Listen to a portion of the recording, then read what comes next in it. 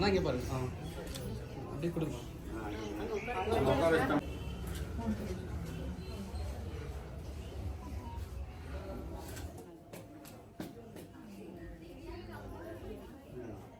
அண்ணா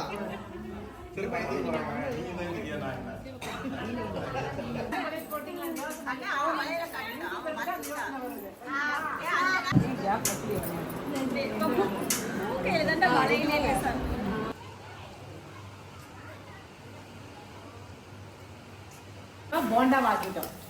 சூப்பரா போண்டா ரெடி ஆயிடுச்சு பாருங்க. லஞ்சுக்கு சூப்பரா விளையாண்டுக்கிறாங்க.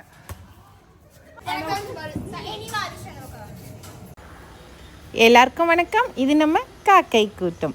இன்றைக்கி வினிஷா பொண்ணுக்கு நலுங்கு வைக்க ஸ்டார்ட் பண்ணிட்டோம். ஃபஸ்ட்டு நலுங்கு அம்மா வீட்டு நலுங்கு தாங்க வைக்க போகிறோம். அதனால் நான் தான் ஃபஸ்ட்டு நலுங்கு வைக்க போகிறேன். நாங்கள் வினிஷாவுக்கு என்னென்ன செய்கிறோம் அப்படிங்கிறத காட்டுறேன் இன்றைக்கி உங்களுக்கு. நாங்கள் வைக்கிற நலுங்கு எண்ணெய் நலுங்கு வைப்போங்க. அம்மா வீட்டார் முதல்ல வைக்கிறது எண்ணெய் நலுங்கு, அதுக்கப்புறம் தாய் மாமா வீட்டார் நலுங்கு வைப்பாங்க. இது மாதிரி ஒன்று 3 நலுங்கு இல்லைன்னா 5 நலுங்கு வைப்போம். மண நலுங்கோடு சேர்த்து 5 நலுங்கு அப்படின்னு ஒத்தப்படையில் வைக்க ஆரம்பிச்சிருவோம். இன்றைக்கி ஃபஸ்ட்டு நாளுங்கிறதுனால தாய் வீட்டு நலுங்கு ஸ்டார்ட் பண்ணியாச்சு. வீடெல்லாம் ஓரளவுக்கு சுத்தம் பண்ணியாச்சுங்க. சுத்தம் பண்ணி ஏதோ எல்லாமே ரெடி பண்ணிட்டோம். ரொம்ப கிராண்டாலாம் எதுவும் பண்ணலை, கொஞ்சம் சிம்பிளாக தான் பண்ணியிருக்கோம். நம்ம போர்ட்டிக்கோலியே நல்லா மேட் விரிச்சிட்டோம். நல்லா கார்பெட் விரிச்சு விட்டு அதுலேயே எல்லாமே கொண்டு அரேஞ்ச் பண்ணிட்டேன். ஒரு 5 தட்டு இல்லாட்டினா 7 தட்டு வைப்பாங்க. ஆப்பிள், ஆரஞ்சு, தேங்காய் பழம் இந்த மாதிரி தட்டில் வைக்கணும். இதெல்லாம் அப்போ அந்த காலத்துலேருந்து வைக்கிறதுங்க. இப்போ மாதிரி பிளேட் டெக்கரேஷனில் நான் எதுக்கும் ஆர்டர் கொடுக்கல. நான் எங்கள் வீட்டுக்கு நலுங்கு வைக்கிறதுக்கெலாம் எதுக்கடி அது வைக்கணும், நம்ம தோட்டத்தில் இருக்கிற பழங்களையே பறித்து வைடி அப்படின்ட்டாரு. அதனால் பம்பளி மாசு, சப்போட்டா, வாட்டர் ஆப்பிள், வாழைப்பழம் இது எல்லாமே எங்கள் தோட்டத்தில் இருக்கிறதையே பறித்து கொண்டு தாம்பழத்தில் வச்சுட்டேங்க. அதுக்கப்புறம் விளக்கு ஏற்றிட வேண்டியது தான். பொண்ணை கூட்டிகிட்டு வரேன்னு சொல்லியிருந்தாங்க. தாய் மாமா தான் கூட்டிகிட்டு வரணும்.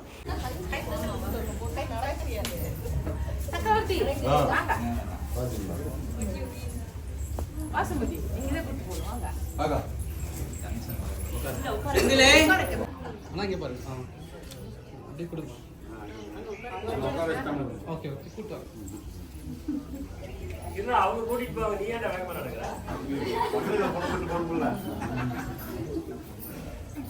முன்னாடி எல்லாத்தையும் கூப்பிட்டு உட்காரு. கையில கொடுத்து பிடிச்சி அவ்வளோ உட்காரு. எல்லாம் கல்லியா வச்சிருக்காங்க. அது பாய் பின்னாடி இழுத்துக்காங்க. ஒரு கல்யாணம் விசேஷம் அப்படிங்கும் போது தாங்க தாய் மாமனுடைய அருமை எல்லாருக்குமே தெரியுது.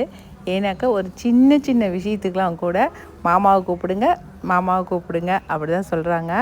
அதனாலேயே தான் நான் நிச்சயமாக அதுவும் கட்டாயமாக எனக்கு பையன் வேணும், என் பொண்ணுங்க நாளைக்கு நல்லது கெட்டது ஒன்று பண்ணும்போது என் பையன் போய் நிற்கணும் அப்படின்னு சொல்லியே தான் ரொம்ப கேப்பு. எங்கள் வினிஷாவுக்கும் எங்கள் பையனுக்கும் 8 வருஷம் கேப்புங்க. அவ்வளோ கேப்பில் தான் எங்கள் பையன் பிறந்தான். அதனால் கட்டாயம் பையன் வேணும்னு ஒன்று பெற்றுக்கிட்டேன். ஆனால் உண்மையாலுமே பொண்ணும் இருக்கணும், பசங்களும் இருக்கணுங்க. ரெண்டுமே இருந்தால் தான் அந்த குடும்பம் நிறைவாக இருக்கும். ஃபஸ்ட்டு குங்குமமும் சந்தனமும் வச்சு விட்டேன். அதுக்கப்புறமேட்டு எண்ணெய் தலைக்கு பூசிட்டு சொன்னாங்க. அப்புறம் எண்ணெய் பூசிட்டு அதுக்கப்புறம் சீவக்காய் தலையில் பூசி விட்டேன். அதுக்கப்புறமேட்டு தான் மற்ற பொருட்கள் எல்லாம் அந்த தண்ணி இருக்கு இல்லைங்களா, தண்ணி சுற்றுறது, அதுக்கப்புறம் படியில் இருக்கிற அரிசி சுற்றுறது, அதுக்கப்புறம் ஆழம் கரைச்சி சுற்றுறது, இந்த மாதிரி இருக்கிற ஐட்டத்தை எல்லாத்தையும் ஒன்று ஒன்றா சுற்றி இது பண்ணேன். அதுக்கப்புறம் கடைசியாக ஆழம் கரைச்சி அதை போட்டு வச்சுட்டேன். நான் ஒவ்வொரு ஊர் பக்கமும் ஒவ்வொரு மாதிரி செய்வாங்க. நம்ம சேலத்து பக்கம் இந்த மாதிரி செய்கிறாங்க. நீங்களும் சொல்லுவீங்க, நிறைய பேர் எங்கள் ஊரில் இப்படி செய்வோம் அப்படி சொல்லுவோம். நிச்சயமாக கட்டாயம் இதை பார்த்துட்டு சொல்லுவீங்க. அது ஊருக்கு தகுந்தபடி செய்வாங்க, வேறு ஒன்றும் இல்லைங்க. நம்ம ஊர் பக்கம் இந்த மாதிரி தான் செய்கிறோம் நாங்கள். அதுக்கப்புறம் நான் வச்சதுக்கு அப்புறமேட்டு எங்கள் மாமியார் வச்சாங்க. ஏன்னா வீட்டுக்கு பெரியவங்க இங்கே தான், அதனால் அவங்கள வைக்க சொல்லி சொன்னோம். அவங்க வச்சாங்க. அடுத்தடுத்து எல்லாம் பெரியவங்க வைக்க ஆரம்பிச்சிட்டாங்க.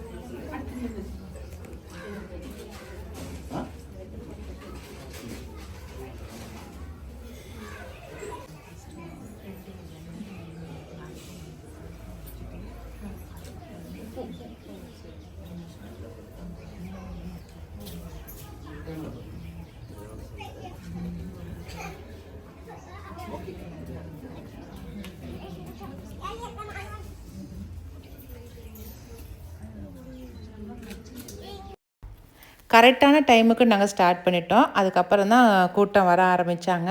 ரொம்ப அதிக பேர்லாம் கூப்பிடலிங்க. பக்கத்தில் இருக்கிறவங்க, நமக்கு தெரிஞ்சவங்க, ரிலேஷன் இந்த மாதிரி கொஞ்சமாக இருக்கிறவங்கள மட்டும் தான் கூப்பிட்டுக்கிட்டோம். ஏன்னா நலுங்கு வைக்கிறதுக்கு பக்கத்தில் இருக்கிறவங்கள தான் அதிகமாக கூப்பிட்டுக்குவாங்க. அதனால் அப்படி தான் நாங்கள் கூப்பிட்டோம்.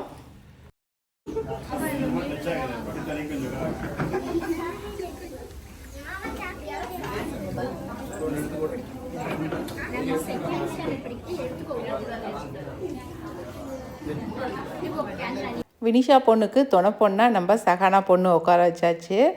சகானா பொண்ணும் சும்மா உட்கார வைக்கலிங்க, அவளுக்கும் சேர்த்தி சந்தனத்தை பூசி விட்டாங்க. ஏன்னாக்கா அடுத்த விசேஷம் சகானாக்கு தான் அப்படின்னு சொல்லிட்டு எல்லோரும் கிண்டல் பண்ணிக்கிட்டு அவளுக்கும் பூசி விட்டுட்டாங்க. ஆனால் நிர்மலா பொண்ணு கரெக்டாக நலுங்கு வச்சாங்க. காலெல்லாம் எடுத்து வெளியில் காட்ட சொல்லி காலுக்கெல்லாம் சந்தனம் வச்சு பொட்டு வச்சு எல்லாம் நீட்டாக ப்ராப்பராக செஞ்சுருந்தா. நம்ம வீட்டில் வந்து சாங்கியம் சொல்கிறதே நம்ம நிர்மலா தேவி தான். அவளை கேட்டு தான் எல்லா சாங்கியத்தையும் செய்வோம் நாங்கள். ஏன்னா அவளுக்கு வந்து நிறைய தெரிஞ்சிருக்கு. அவங்க அத்தைங்க இருக்காங்க, மாமாங்க இருக்காங்க, நிறைய விசேஷத்துக்கு போயிருக்காளுங்களா. அதனால் அவளுக்கு எல்லாமே தெரிஞ்சிருக்கும். அதனால் அவள் தான் எல்லாமே சொல்லுவாள், இது பண்ணுங்கக்கா அது பண்ணுங்கக்கா அப்படின்னு சொல்லிட்டு.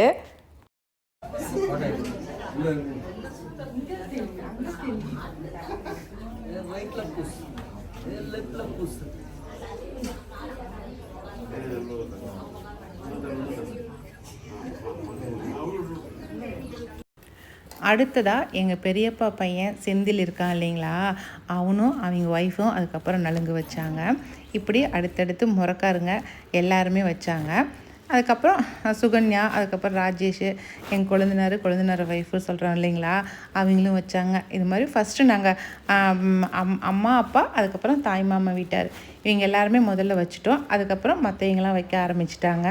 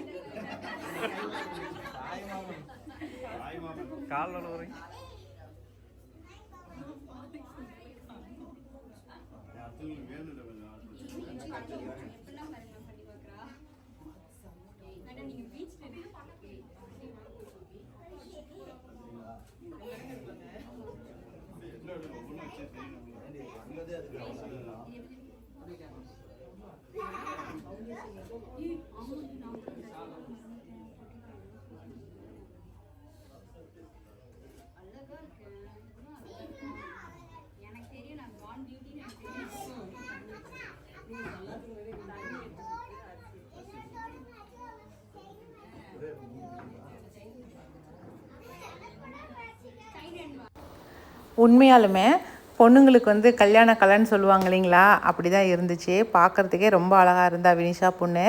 எனக்கு என்ன வருத்தம்னா எங்கள் அம்மா இல்லையே அப்படிங்கிறது தான் எனக்கு வருத்தமாக இருந்துச்சு.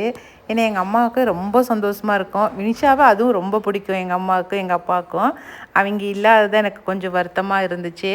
அந்த வருத்தத்தை வந்து சக்கரவர்த்தியும் நிர்மலா தேவியும் தீர்த்து வச்சுட்டாங்க. என்ன இருந்தாலும் அம்மா அம்மா தானுங்களா, அம்மா இல்லாதது ஒரு குறை தானே எல்லாருக்குமே.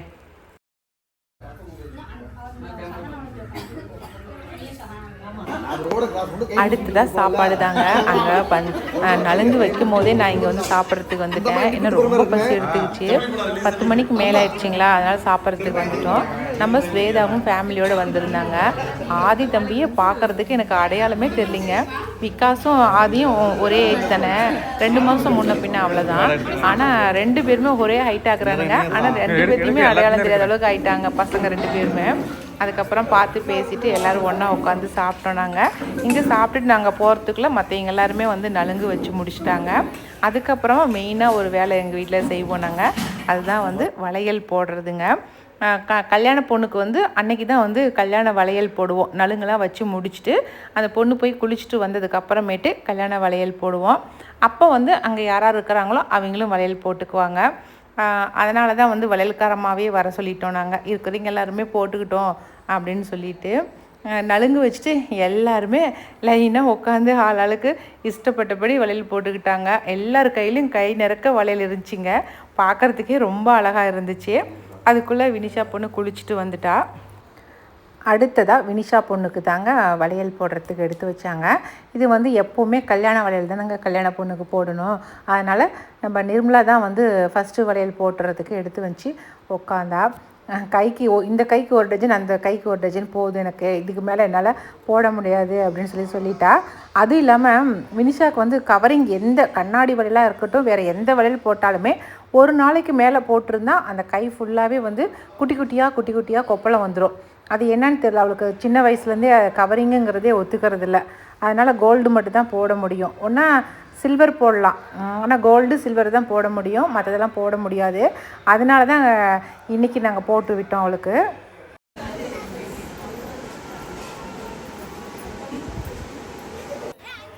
எல்லாரும் வளையல் போட்டிருக்கிறத பார்த்தோன்னே எனக்கு ஒரு யோசனை வந்துச்சுங்க. எல்லோரும் வளையலை ஒட்டுக்கா கையை நீட்டி, வளையல் கையோடு நீட்டி எல்லோரும் கையை ஆட்டணும், அது ஒரு ஃபோட்டோ எடுத்துக்கலாம் அப்படின்னு சொன்னேன். எல்லாருக்குமே சூப்பர் அப்படின்னு சொல்லிட்டு எல்லோரும் வட்டமாக வந்து நின்னோம். அப்போதைக்கு அங்கே யாரார் இருந்தாங்களோ அவங்க எல்லாருமே ஒரு வட்டமாக நின்று கையை எல்லாருமே ஒரே பக்கமாக நீட்டி எல்லோரும் முகத்தை மட்டும் மேலே அண்ணாந்து பார்த்து ஃபோட்டோ எடுத்துக்கிட்டோம். இது ரொம்ப அழகாக இருந்துச்சுங்க. நீங்களுமே உங்கள் வீட்டில் ஏதாவது ஒரு ஃபங்க்ஷன்னா இந்த மாதிரி எடுத்துக்கோங்க, பார்க்குறதுக்கு ரொம்ப அழகாக இருக்கும். ஏன்னா வளையல் எல்லாருமே கை நிறக்க போட்டிருக்காங்கன்னு சொன்னேன் இல்லைங்களா, அதனால் கை நிறக்க வளையலோடு அப்படியே சிரிச்ச முகத்தோடு பார்க்குறதுக்கு அவ்வளோ அழகாக இருந்துச்சு.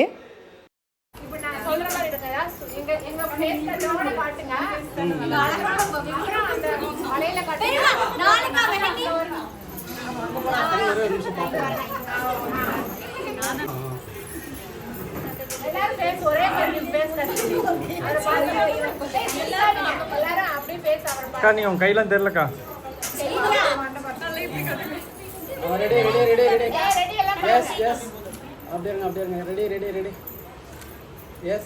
சிரிக்கலாமே எல்லாரும் சிரிக்கா.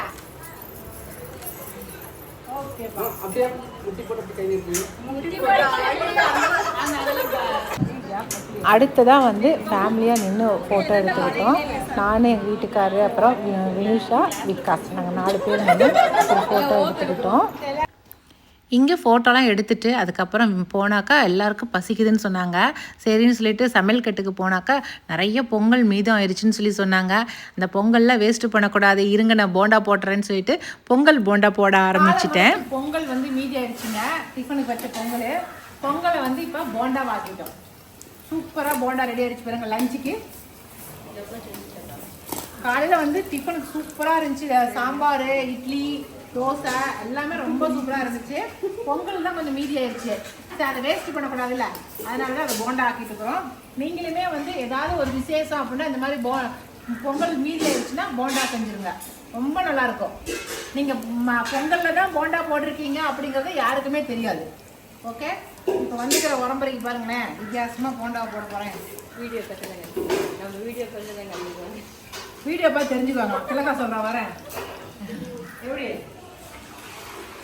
தெரியாதவங்களுக்கு டிப்ஸ் கொடுக்குறதுக்கு தானே நம்ம வீடியோவை போடுறோம். அவ்வளோதாங்க, எல்லாம் சாப்பிட்டு முடிச்சிட்டோம். சாயந்தரம் வரைக்கும் உரம்புறங்க வந்துட்டு போயிட்டு தான் இருந்தாங்க. எப்போவுமே ஒரு விசேஷம் அப்படின்னாக்கா எல்லா குழந்தைங்களும் ஒன்று சேருவாங்க இல்லைங்களா, அப்படி தாங்க எங்கள் வீட்லேயும் எல்லா குழந்தைங்களும் இருந்தாங்க. எல்லாருமா சேர்ந்து சாயந்தரமாக பால் விளையாட ஆரம்பிச்சிட்டாங்க. ரொம்ப ஜாலியாக இருந்துச்சு. இதெல்லாம் வந்து மலரும் நினைவுகள். நாங்களும் அப்படி தான் சின்ன பிள்ளைங்களில் இருக்கும்போது இந்த மாதிரி தான் விளையாடுவோம். அதை பார்த்துக்கிட்டே அப்படியே வீடியோ எடுத்துகிட்டு இருந்தேன். ஆனால் எங்கள் விகாஸ்க்கு என்ன ஒரு வருத்தம்னாக்கா, நம்மளை விளையாட விடாமல் வேலை வாங்குறாங்களே அப்படின்னு சொல்லி தான் ஒரே வருத்தம். பார்த்தீங்களா, கடைசியான சமையல்காரன் வீட்டில் இருந்தவன்.